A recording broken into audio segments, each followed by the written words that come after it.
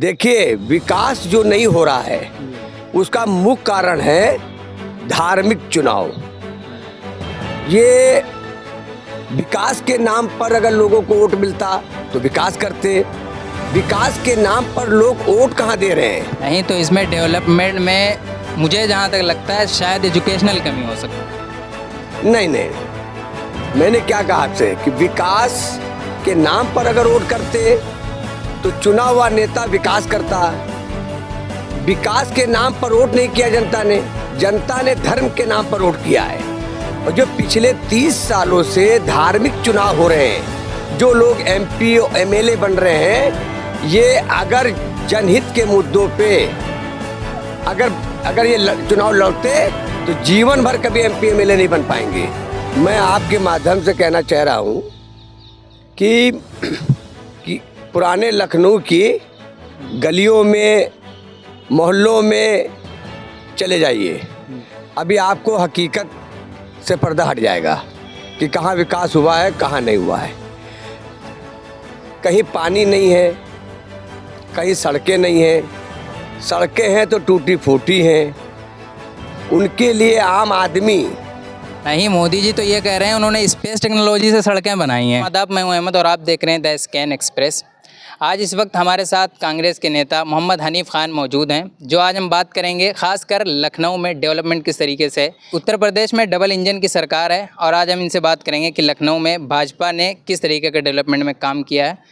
तो लखनऊ में जो डेवलपमेंट है, विकास है, इस पर क्या नज़र है? लखनऊ में भारतीय जनता पार्टी का सांसद है। लखनऊ में मेयर भी भारतीय जनता पार्टी के हैं। लखनऊ में अधिकांश वार्डों में भारतीय जनता पार्टी के पार्षद हैं। लखनऊ पश्चिम में विधायक समाजवादी पार्टी के हैं। विकास के नाम पर आज आम आदमी में बहुत नाराज़गी है। कहीं पानी नहीं है, कहीं सड़कें नहीं हैं, सड़कें हैं तो टूटी फूटी हैं। उनके लिए आम आदमी नहीं, मोदी जी तो ये कह रहे हैं उन्होंने स्पेस टेक्नोलॉजी से सड़कें बनाई हैं। भाई, मोदी जी तो बहुत कुछ कह रहे हैं। मैं आपके माध्यम से कहना चाह रहा हूँ कि पुराने लखनऊ की गलियों में मोहल्लों में चले जाइए, अभी आपको हकीकत से पर्दा हट जाएगा कि कहाँ विकास हुआ है, कहाँ नहीं हुआ है। देखिए, विकास जो नहीं हो रहा है उसका मुख्य कारण है धार्मिक चुनाव।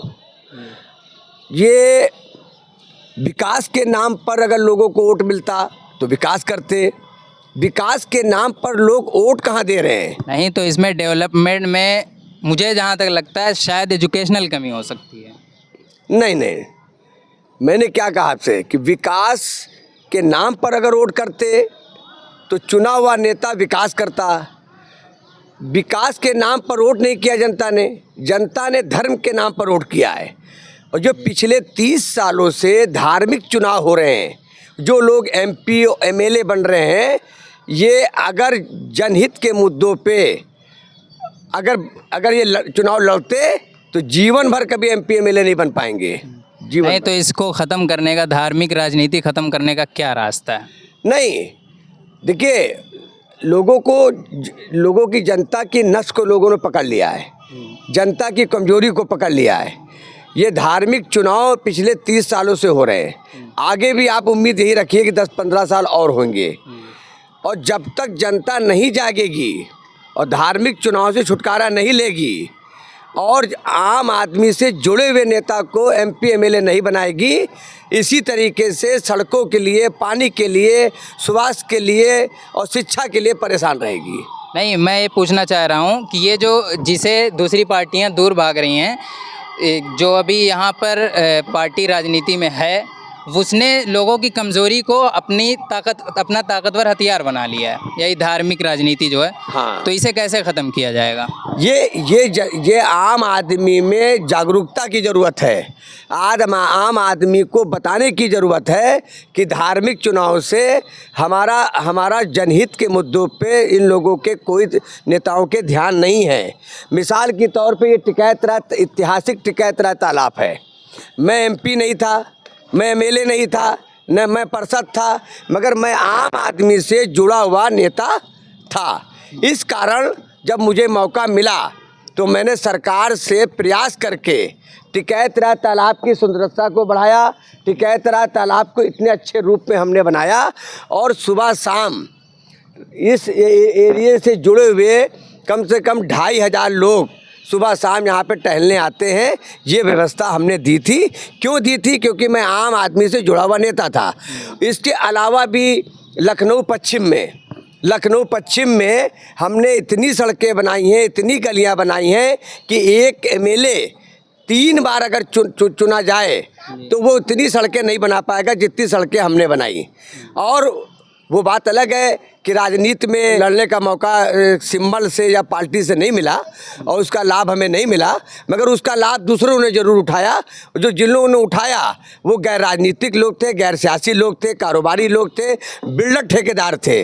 और राजनीति में जैसे जैसे लोग अपराधी राजनीति में आएंगे, जैसे जैसे ठेकेदार बिल्डर राजनीति में आएंगे, जैसे जैसे ताकतवर लोग राजनीति में आएंगे, राजनीतिक स्तर गिरता जाएगा। और आज आपने एक चीज़ और देखा होगा, आज सड़क से आंदोलन गायब है। आज सड़क पे आंदोलन नहीं दिख रहा है। और जब आंदोलन नहीं होगा तो सरकार बेलगाम हो जाएगी। आज सरकार बेलगाम है, वो जुल्म कर रही है, अत्याचार कर रही है, अन्याय कर रही है, क्योंकि संघर्ष नहीं है। अभी आप कह रहे हैं सड़क पे आंदोलन नहीं दिख रहा है। अभी कल की तारीख में शायद दुनिया का सबसे बड़ा आंदोलन एमपी में देखा गया। इस पर क्या कहना चाहेंगे? देखिए, एमपी में जो देखा गया, वो जो आपने देखा है, वो धर्म से लगा हुआ आंदोलन है। धर्म से लगा हुआ आंदोलन एक अलग व्यवस्था है। और आम जनमानस की जनहित के मुद्दों पे संघर्ष, जुल्म के खिलाफ संघर्ष, अन्याय के खिलाफ संघर्ष, शोषण के खिलाफ संघर्ष एक अलग प्रक्रिया है। और आज सरकारों के खिलाफ, जुल्म के खिलाफ, अन्याय के खिलाफ कोई भी आवाज़ें नहीं उठ रही हैं, जिसकी वजह से सरकारें बेलगाम हैं और सरकार अपनी मनमाजी कर रही है और जिसकी वजह से लोगों को खामियाजा भुगतना। लखनऊ में खासकर युवा या छात्र जब कहीं धरना प्रदर्शन करते हैं तो उन्हें उठा के इको गार्डन में बंद कर दिया जाता है। इस पर आप क्या कहना है? देखिए, जो लोग अपनी अपनी मांगों को लेके जो लोग संघर्ष कर रहे हैं या जो लोग अपनी बात कह रहे हैं, तो हम तो ये आपके चैनल के माध्यम से कहना चाहते हैं कि वे लोग आज की व्यवस्था में जागरूक हैं और उनको जागरूक और रहना चाहिए। उनको देख के और लोगों को भी रहना चाहिए। जुल्म कहीं हो, अत्याचार कहीं हो, संघर्ष हमारा हथियार है, आवाज़ हमारी हथियार है। इसका इस्तेमाल अगर नहीं करेंगे तो जुल्म और बढ़ता जाएगा। एक चीज़ और मैं आपसे पूछना चाहूँगा, मुस्लिम लीडरशिप के बारे में आपका क्या ख्याल है? कि मुसलमानों को अपना एक रहनुमा चुनना चाहिए या फिर यूं ही जैसे 60-70 साल से चलता चला आ रहा है यूं ही साइकिल अपनी चलानी चाहिए? देखिए, ऐसा है कि ये चीज़ उन्हें अपनी एक अलग पार्टी बनानी चाहिए या जो पार्टियां चल रही हैं उन्हीं के साथ कंधा मिला के खड़े होना? देखिए, मेरी बात सुनिए। हमारा जो देश है वो बहुसंख्यक देश है और बहुसंख्यक देश में हिंदू मुसलमान की पार्टी का बनना ये बेहद घातक है। और एक व्यवस्था के तहत, एक लोकतंत्र के तहत, एक संविधान के तहत एक ऐसी पार्टियों का गठन होना चाहिए। ऐसी जो पार्टियां हैं भी उस ऐसे रूप में सबको मिला के चलना चाहिए ताकि सारी व्यवस्था कायम रहे।